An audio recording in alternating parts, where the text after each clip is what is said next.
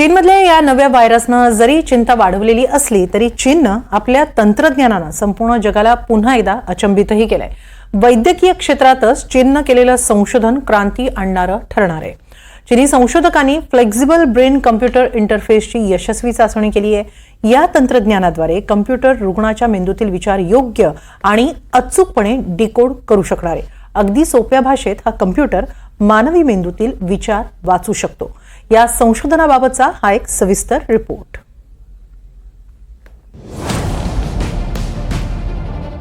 चीननं वैद्यकीय क्षेत्रात क्रांतिकारक ठरेल अशी चाचणी यशस्वी करून दाखवली आहे. ब्रेन कम्प्युटर इंटरफेस तंत्रज्ञानातील संशोधनाला एक नवं बळ दिलंय. चीननं मेंदूमध्ये एक कृत्रिम मेंदूचं रोपण करून त्याची चाचणी यशस्वी केली आहे. हा एक 256 चॅनलचा रोपण करण्यायोग्य आणि लवचिक BCI आहे. शांघाय रिसर्च टीमनं हा BCI विकसित केलाय.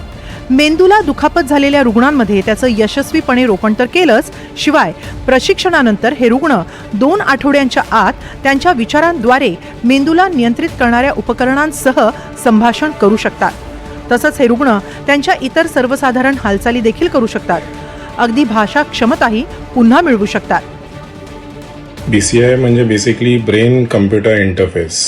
इट इज लाईक आपण एक इंटरफेस क्रिएट करतोय बिटवीन ब्रेन म्हणजे मेंदूतले जे सिग्नल्स आहेत आणि कम्प्युटर किंवा एनी मशीन.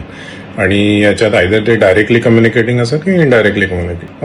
याच्यामध्ये नॉन इन्व्हेझिव्ह किंवा इन्व्हेझिव्ह डिव्हायसेस मेंदूमध्ये इम्प्लांट केले जातात आणि त्याद्वारे मेंदूतील जे सिग्नल्स असतात त्याच्याद्वारे कम्प्युटर इंटरफेस किंवा मशीन कंट्रोल केलं जातं. जसं की रोबोटिक आर्म्स आहेत किंवा आर्टिफिशियल प्रोसेसेस आहेत, तर त्यांना मेंदूतल्या सिग्नलद्वारे कंट्रोल केलं जातं. ब्रेन कम्प्युटर इंटरफेस ही एक प्रणाली आहे. या प्रणालीद्वारे मानवी मेंदू एखादा डिव्हाइस नियंत्रित करू शकतो. इच्छित कृती करण्यासाठी स्नायूंचा वापर करण्याचा मधला टप्पा मागे टाकते. गंभीर शारीरिक अपंगत्व असलेल्या रुग्णांसाठी एक आश्वासक तंत्रज्ञान आहे. या BCIचे मुख्यतः 3 भाग असतात. हेडसेट किंवा हेडबँड. यात मेंदूकडून येणारे सिग्नल शोधण्यासाठी, रेकॉर्ड करण्यासाठी विशेष सेन्सर्स असतात. 2. रेकॉर्ड केलेल्या क्रियांवर प्रक्रिया आणि विश्लेषण करण्यासाठी संगणक असतो. यात BCI सॉफ्टवेअर आणि अल्गोरिदम वापरून वापरकर्त्याच्या इच्छित कृतीचा अर्थ लावण्याचा प्रयत्न केला जातो. संगणकानं एकदा का कृतीचा अर्थ लावला की आदेशाच्या अंमलबजावणीसाठी डिव्हाइसला सिग्नल पाठवला जातो. थोडक्यात एका मेंदूप्रमाणेच याचं कार्य आहे. जगभरातच या तंत्रज्ञानावर संशोधन सुरू होतं. माकड, घुबड, मांजरांच्या मेंदूंवर याआधी प्रयोग करण्यात आले होते. आता चीननं मानवी मेंदूत रोपण करता येण्यासारखं उपकरण बनवलंय. ह्या टेक्नॉलॉजीचा उपयोग कॉग्नेटिव्ह डिस्फंक्शन किंवा मोटर आणि सेन्सरी डिस्फंक्शन म्हणजे अपंगत्व जर आलेलं असेल, मानसिक अपंगत्व असू शकतं किंवा हातापायातली ताकद कमी झाली असेल तर आपण आर्टिफिशियल लिम्स देतो, तर त्यांना कंट्रोल करण्यामध्ये आहे. दृष्टी अधू झाली असेल तर त्यांच्यामध्ये इम्प्रूव्हमेंट होऊ शकते. जन्मजात जे अंधत्व नसतं त्याच्यामध्ये हिअरिंग एड्स असतात. नंतर पार्किन्सन सारख्या डिसीजेस आहेत ज्याच्यामध्ये पेशंटला डेबिलिटिंग ट्रेमर्स असतात, थरथरी असते, तर त्याच्यावर उपचार म्हणून या टेक्नॉलॉजीचा उपयोग नक्कीच केला जाऊ शकतो.